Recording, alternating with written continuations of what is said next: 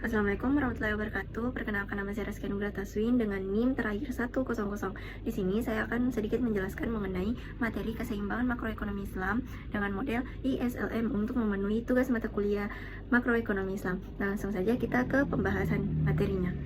Baik, jadi untuk materi pertama di sini membahas tentang keseimbangan makroekonomi Islam dengan model ISLM.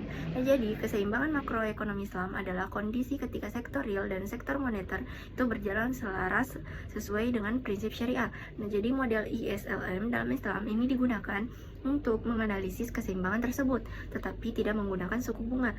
Jadi fokus utamanya adalah mendorong aktivitas ekonomi yang produktif, adil, dan berorientasi pada kemaslahatan umat. Selanjutnya ada model ISLM dalam ekonomi konvensional.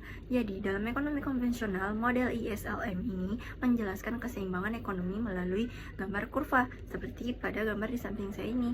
Nah, di sini ada kurva IS, yaitu investment saving, yang menunjukkan keseimbangan di pasar barang.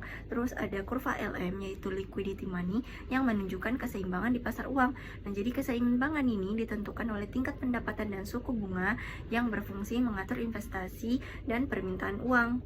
Nah, jadi model ISLM adalah analisis makroekonomi untuk menjelaskan keseimbangan perekonomian secara keseluruhan. Nah, keseimbangan ini tercapai ketika yang pertama, pasar barang berada dalam kondisi seimbang, yaitu kurva IS. Yang kedua, pasar uang berada dalam kondisi seimbang, yaitu kurva LM.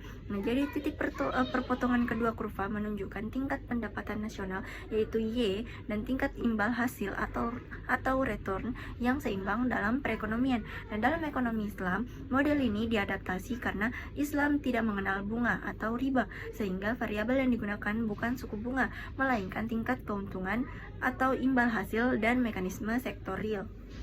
Baik, seperti yang kalian lihat di gambar ini ada kurva, yaitu bisa kalian perhatikan kurva IS yang dimana menunjukkan semua kombinasi antara pendapatan nasional yaitu Y dan tingkat imbal hasil investasi di mana pasar barang berada dalam keadaan seimbang. Artinya total produksi itu sama dengan total permintaan barang dan jasa. Nah, permintaan agregat ini terdiri dari konsumsi yaitu C, investasi yaitu I, dan pengeluaran pemerintah yaitu G. Kenapa kurva IS miring ke bawah? Nah, jadi kurva IS di sini memiliki kemiringan negatif, yaitu menurun dari kiri ke kanan bawah. Nah, itu dikarenakan yang pertama, semakin rendah tingkat imbal hasil, semakin besar investasi. Terus yang kedua, semakin investasi yang meningkat akan mendorong produksi. Terus produksi meningkat itu bisa membawa pendapatan nasional naik atau Y. Sebaliknya, jika imbal hasil tinggi, investasi turun dan produksi dan pendapatan nasional ikut menurun. Kurva IS dalam perspektif ekonomi Islam. Jadi dalam Islam itu investasi tidak berbasis bunga. Investasi menggunakan bagi hasil, yaitu mudharabah dan musyarakah. Fokus pada sektor real, bukan spekulasi. Nah, tabungan dalam Islam juga tidak boleh ditimbun karena ada kewajiban zakat, harta harus diproduktifkan. Akibatnya kurva IS ini dalam ekonomi Islam lebih kuat mendorong aktivitas ekonomi nyata. Nah, kurva IS ini bergeser itu dikarenakan yang pertama, kenaikan belanja pemerintah, peningkatan investasi sektor real, penurunan pajak, dan optimalisasi zakat dan wakaf produktif. Nah, jika faktor ini meningkat, IS itu bergeser ke kanan. Jika menurun, IS bergeser ke kiri. Selanjutnya ada kurva LM. Nah, bisa kalian perhatikan di sini ada kurva LM atau liquidity money, yang dimana kurva LM ini menunjukkan semua kombinasi antara pendapatan nasional yaitu Y dan tingkat imbal hasil di mana pasar uang berada dalam keadaan seimbang. Artinya jumlah uang yang diminta itu adalah sama dengan jumlah uang yang beredar. Kenapa kurva LM miring ke atas? Nah, jadi kurva LM ini memiliki kemiringan positif, yaitu menanjak karena pertama, ketika pendapatan nasional naik, kebutuhan uang untuk transaksi itu meningkat. Terus yang kedua, untuk menjaga keseimbangan, tingkat imbal hasil harus naik agar orang tidak menahan terlalu banyak uang tunai. Dengan kata lain, ekonomi makin aktif, kebutuhan uang pun makin besar. Kurva LM dalam ekonomi Islam yaitu tidak ada motif spekulasi berbasis bunga. Terus permintaan uang hanya dipakai untuk transaksi dan berjaga-jaga. Terus Bank Sentral Syariah mengatur uang beredar melalui giro wajib minimum syariah, sertifikat syariah, dan instrumen berbasis aset real. Nah, tujuannya untuk menjaga stabilitas moneter tanpa riba. Nah, Faktor yang menggeser kurva LM itu karena yang pertama perubahan jumlah yang beredar, kebijakan moneter syariah, dan efektivitas lembaga keuangan syariah.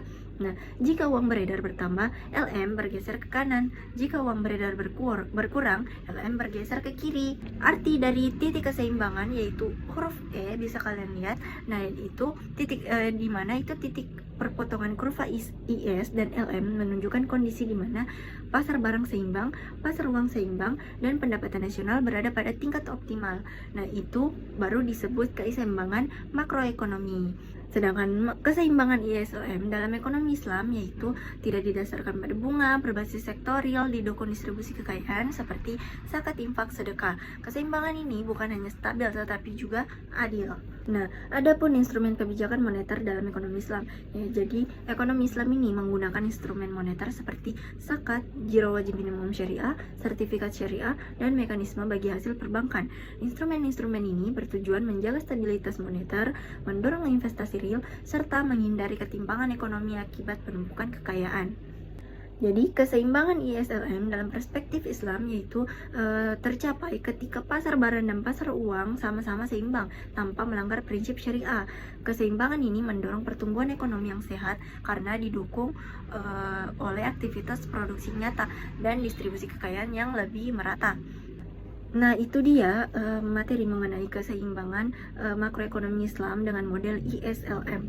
Adapun kesimpulannya yaitu model ISLM dalam ekonomi Islam merupakan adaptasi dari model konvensional dengan penghapusan unsur riba. Sistem ini menekankan sektorial, keadaan distribusi, dan peran aktif negara.